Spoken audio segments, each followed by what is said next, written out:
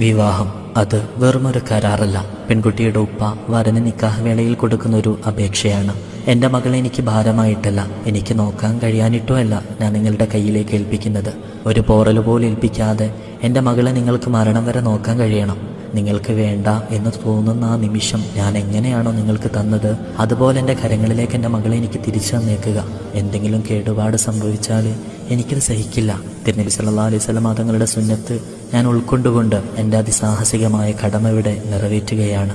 ഇതാണ് നിക്കാഹിൻ്റെ വേളയിൽ ഓരോ ഉപ്പയും ചങ്ക് പിടഞ്ഞുകൊണ്ട് തൻ്റെ മകളെ അവൾക്ക് അർഹതപ്പെട്ടവൻ്റെ കയ്യിലേക്ക് ഏൽപ്പിക്കുമ്പോൾ ഉള്ളുകൊണ്ട് കരുതുന്നത്.